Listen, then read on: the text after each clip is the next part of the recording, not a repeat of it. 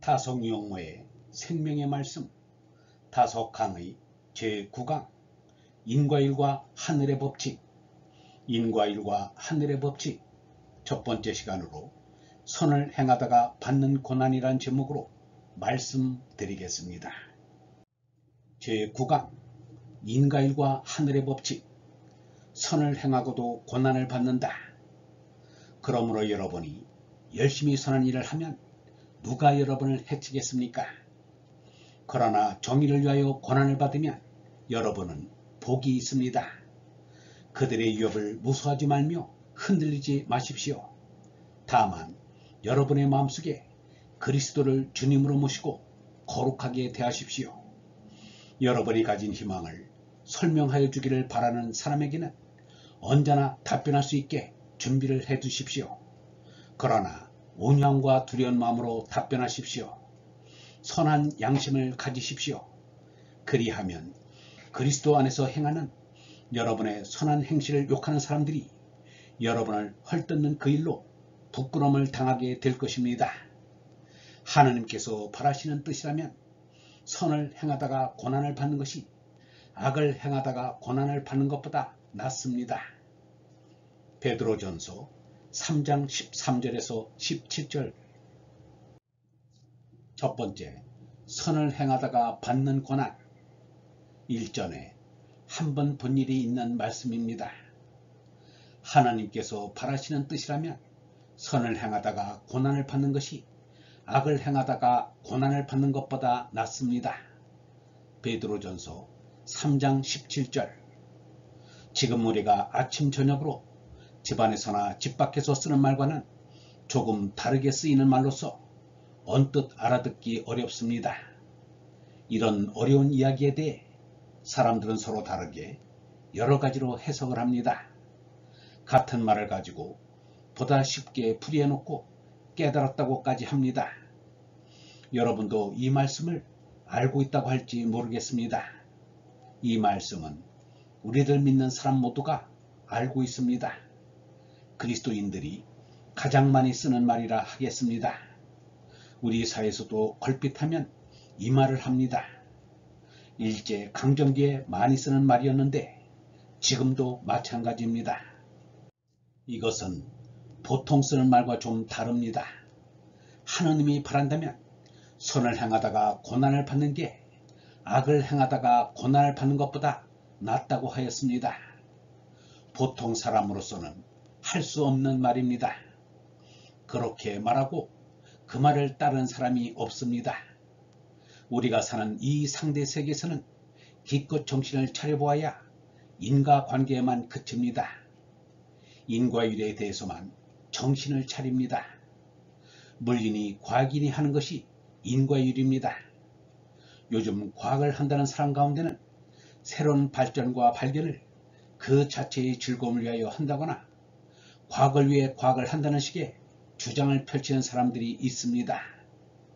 진리를 연구하여 그 진리에서 과학을 발달시키고 그것을 이용하면 참 기쁘고 좋은 일입니다. 기쁘고 좋은 일은 자기에만 그치는 게 아닙니다. 두고두고 여러 사람에게 작용하여 함께 좋아하고 기뻐하게 됩니다. 대부분의 학문은 과학인데 그 결과는 전부 인과율을 발전시키는 것입니다. 소위 학문에서 사물을 따지고 생각하는 이치가 인과율의 굴레 안에 있지 않다면, 즉 인간의 욕심을 채우기에 발전시켰건만 이용할 가치가 없고 또 탐지한 결과가 아무것도 아니라면 그런 연구에 못 미치는 사람은 없을 것입니다. 따라서 문명이라든지 생존의 맛은 모른다 하더라도 인과율의 작용으로 대개가 끝장이 납니다. 이 세계에 인과율이 아닌 것이 어디 있습니까? 공부만 잘하면 나중에 사회에서 돈을 많이 벌 것이다. 그저 젊을 때 공부를 잘해야 나중에 지위가 높은 큰 사람이 된다. 이런 식으로 어렸을 적부터 공부를 잘하여 크게 되라고 합니다. 공부가 무엇이고 크게 되는 것이 무엇을 말합니까? 대통령이 크단 말입니까? 장관이란 지위가 높단 말입니까? 도무지 모르는 소리들만 하고 있습니다. 영웅이 되는 것이 크게 되는 것입니까? 이렇게 따지면 모든 게 인과일이 범주 안에서 움직이는 것이고 죄다 인과관계를 맺는 것이 됩니다. 때문에 그저 밥이나 먹고 지내는 수준의 정신에서는 선을 행하다가 고난을 받는다는 논리를 이해하지 못합니다. 선한 행위의 맛이 선이므로 좋은 일을 하고 옳은 행동을 하다가 고난을 받으면 하늘의 뜻으로 알라는 말씀은 보통 논리로는 알 수 없습니다. 이 점에서는 보통 말씀이 아니라고 생각합니다. 우리 사회에서는 도저히 통하지 않는 말입니다. 잘하는데 욕을 본다니 그런 말이 어디 있습니까? 그런데 이것이 하느님의 뜻이라고 합니다. 하느님은 무슨 까닭으로 이런 말씀을 하는 걸까요? 우리의 상대색이 어디에 그런 소리가 있나요? 없습니다. 없을 수밖에요. 다른 것이 없으니까요. 그런데 베드로는 이 말을 거침없이 합니다. 그는 보통으로 사는 사람이 아닙니다. 땅에 발 뻗고 잠자고 밥 먹는 사람이라면 그렇게 말할 수가 없습니다. 성경이 무엇인지 알고 편지를 쓴 사람임에 틀림없습니다. 아무리 그리스도인이라 해도 이런 말을 하기는 어렵습니다. 인과관계의 상대세계에서는 이렇게 말한다는 것은 그 무엇인가 너무도 깊은 것을 터득했음을 말해줍니다. 그것이 하느님의 뜻이란 말은 이 사람도 모르겠습니다. 성경에서만 할 수 있는 말로 생각하면 좋겠습니다.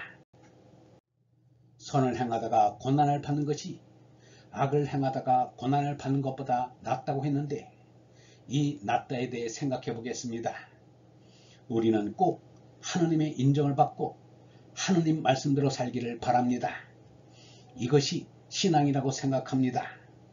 좀 더 나아지지 않을까? 이따가는 지금보다 좀 낫지 않을까? 오늘보다 내일이 좀 낫지 않을까? 내 자신도 오늘보다 내일 더 나아지지 않을까? 국가, 사회, 인류가 앞으로 더 나아지지 않을까?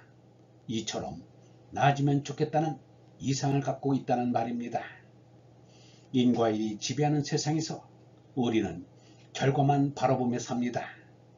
속고 사는 이 세상에서 좀 나아지지 않을까 하고 다시 속습니다.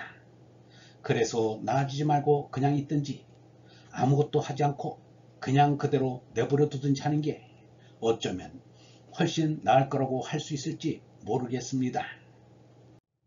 있다가 지나고 나서 낫다고 생각하는 사람은 없습니다.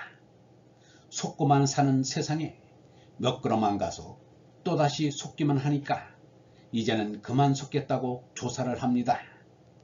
조사를 다 하지 못하고 허무해지는 것이 대다수의 일입니다. 낫다를 정말로 믿는 사람이 있습니다. 정말 나아지리라고 믿는 사람이 있다면 그 사람은 이 땅을 딛고 있으나 반은 이미 이 세상을 떠난 사람입니다. 이런 사람은 하느님에게로 올라갈 수 있습니다. 오늘의 이 현실에서 횡행천하는 사람입니다. 좀 더 나아진다고 믿지도 않고 믿지 않으려고 하는 보통 사람은 장사에서도 믿으려고 하지 않습니다. 그런데 장사를 정말 할 줄 아는 사람은 믿지기도 하고 이익을 남기기도 합니다. 돈을 만들기 위해서 믿지고 팔기도 합니다. 일성일패는 병가상사라는 말이 있습니다. 장사하는 사람은 믿지는 일을 을에 당하는 법입니다. 신앙과 관련해서는 죽더라도 살아난다고 말합니다. 이렇게 살면 나중에는 좀 더 나아진다고 자꾸 주장합니다. 이것이 신앙이고 종교입니다. 철학에서도 생명철학은 말이 철학이지 종교입니다. 이름은 분명히 철학입니다.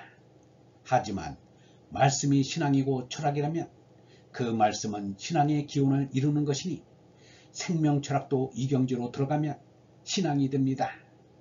어제 자기가 타고난 바타를 자꾸 태워 나은 바타를 내세운다고 말했습니다. 그렇게 나은 것이 나은 게 아닙니다. 자기가 타고 나온 죄를 자꾸 태워버리면 내가 날 낳는 것입니다. 거듭나는 것입니다. 이것이 참으로 나은 것이 됩니다.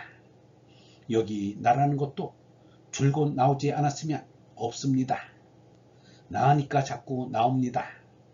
나라는 것도 계속 나오는 것이 없으면 없습니다. 아니, 나라고 할 수 없습니다. 멀쩡한 나라는 것은 없습니다. 신앙을 가진 사람이라고 해서 나라는 게 없어지는 것이 아닙니다. 영혼에서 사니까, 영혼이 분명히 있다고 믿고 사니까 나가 자꾸 나옵니다. 이때어 자꾸 나와 올라갑니다. 나를 낳고 또 낳고 점점 더 잘 낳아야 합니다. 가나가 나요. 나가 점점 잘 되어 나가는 것이 나가마입니다.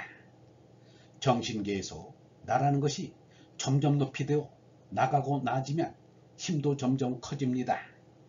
힘이 더 커지는 이치가 나를 점점 완전하게 하기 때문이 아닐까요? 어디 함부로 여러 사람 있는 데서 하느님을 붙잡고 우리 아버지라고 부릅니까? 길을 가는 거지가 우리에게 아버지라고 부르면 무조건 받아주겠습니까?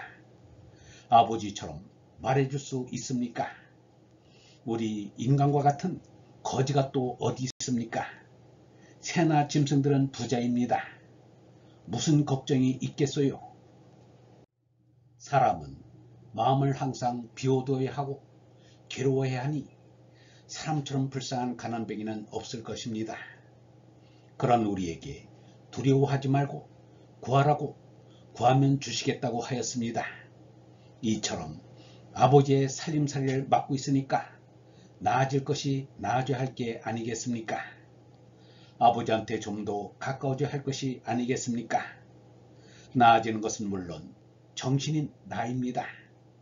이렇게 되는 것을 믿는 것이 종교라고 생각합니다. 그러면 베드로의 정신을 어떻게 보아야 하겠습니까? 보탤 것도 없고 뺄 것도 없이 말 그대로 본다면 듣는 것과 보는 것 모두 각 사람에 따라 선이 다르게 보이겠지만 좀 나아지고 좀 낫게 되는 말씀으로 알면 됩니다. 말씀이란 전체인 하나님의 끄트머리인 말을 뜻합니다. 우리 같은 사람이 말하는 것은 잘할 줄 모릅니다. 10년 전에 한 말이나 오늘 한 말이나 더 어떻게 잘할 줄을 모릅니다. 그래서 목사가 목회를 할 때 대개 한 군데 오래 있지 못합니다.